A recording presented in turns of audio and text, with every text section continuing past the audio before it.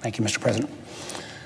Mr. President, I rise today concerned about the threats to the special counsel's critical investigation of Russian interference in the 2016 election.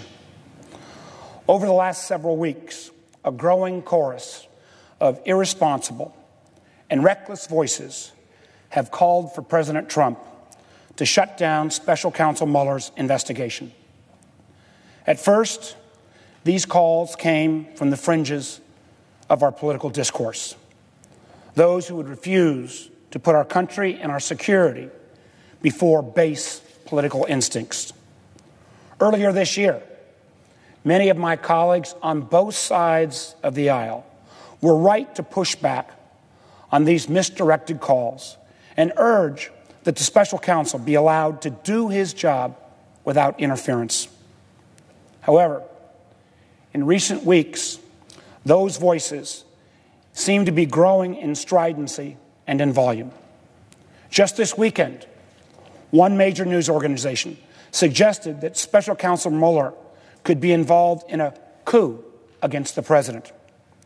One senior advisor at the White House has now outrageously alleged that the fix was in against Donald Trump from the beginning.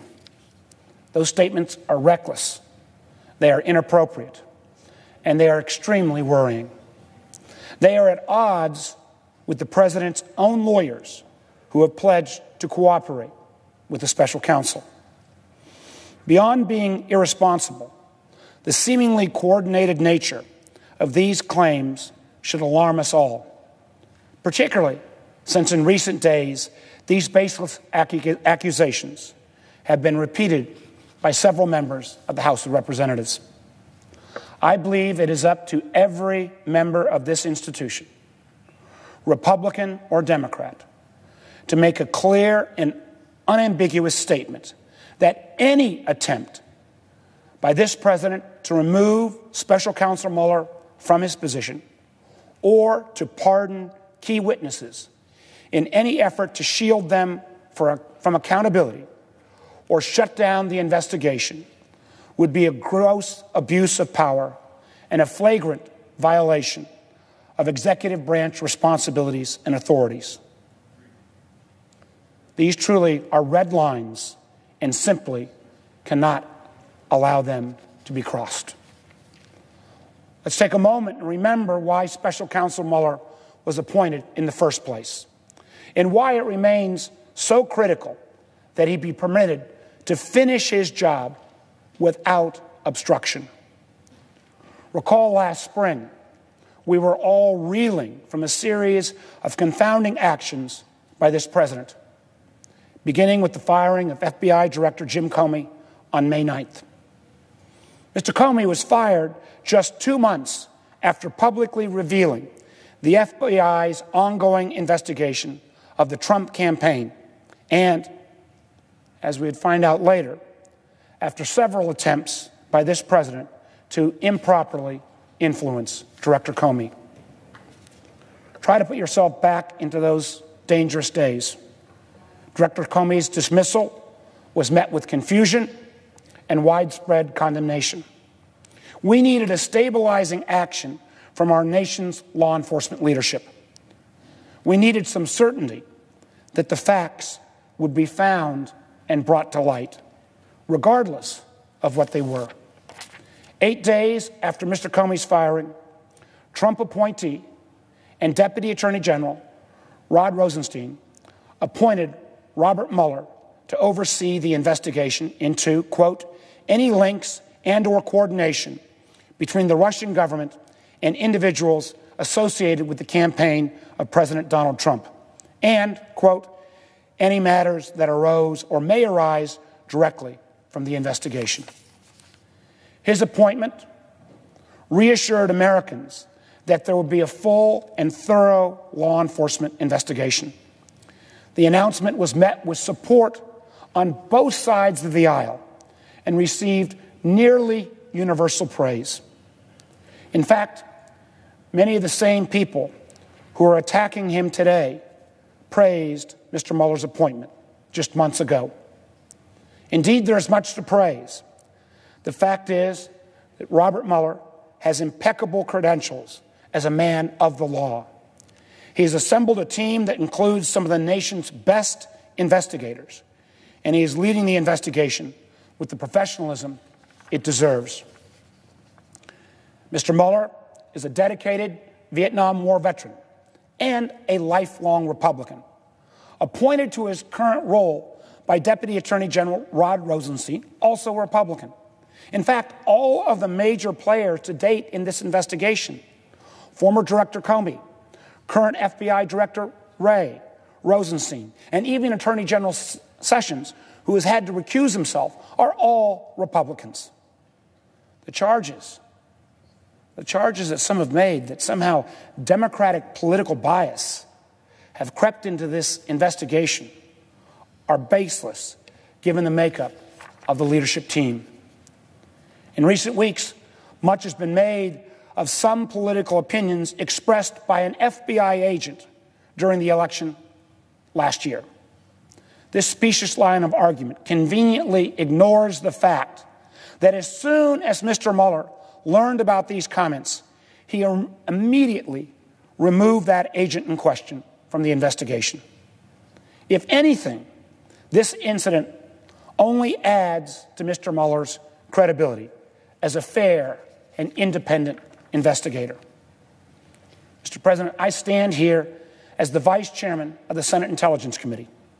We are in the midst of our own investigation into Russian incursion, and I'm proud of the way that Chairman Burr and our committee has taken on this very difficult task.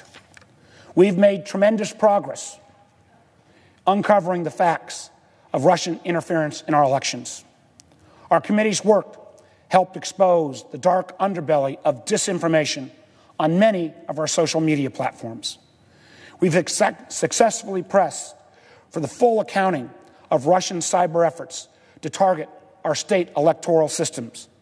And despite the initial denials of any Russian contacts during the election, this committee's efforts have helped uncover numerous and troubling high-level engagements between the Trump campaign and Russian affiliates, many of which have only been revealed in recent months. We've got a lot of work to do yet, but our committee has gone out of its way to ensure continued bipartisan backing for this effort, and I'm committed to seeing the effort through. However, it should be very clear that our committee cannot and will not stand as a substitute for Mr. Mueller's investigation. As Chairman Burr and I have noted on numerous occasions, the FBI is responsible for determining any criminal activities related to this inquiry. As such, Mueller has already moved to indict 2 individuals and has negotiated 2 additional guilty pleas. This is an investigative path reserved solely for law enforcement, and it is essential that it be permitted to go on unimpeded. The country, no doubt, remains severely divided on the question of the last election. However, the national security threat facing us today should demand that we rise above partisan differences. No matter the political divide, surely each of us and all Americans should want to know the truth of what happened during last year's election, and no doubt we all want to know that as quickly as possible. Now, the President has long called the investigation into the Russian meddling into the 2016 election a witch hunt, and he's done much to discredit the intelligence community's unanimous assessment of Russian interference in our election. The failure of this White House to lead a whole-of-government approach to prevent this type of election interference in the future, either by the Russians or some other adversary, defies understanding.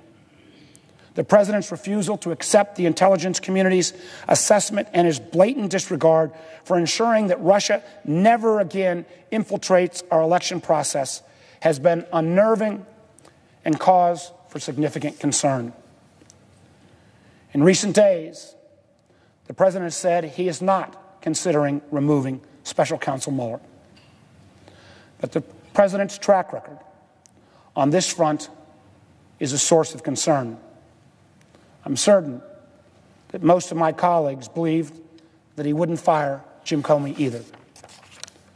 Firing Mr. Mueller or any other of the top brass involved in this investigation would not only call into question this administration's commitment to the truth, but also to our most basic concept, rule of law. It also has the potential to provoke a constitutional crisis. In the United States of America, no one is above the law, not even the President.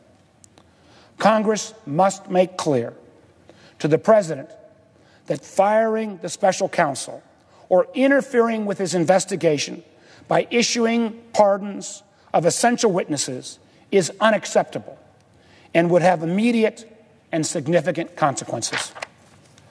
I hope my concerns are unfounded. In many ways, I hoped I would never have to make this kind of speech, but there are troubling signs. It is critical that all of us, as elected officials and as citizens, speak up against these threats now, before it's too late. Thank you, Mr. President. With that, I yield the floor and note the absence of a quorum. The clerk will call the roll. Mr. Alexander.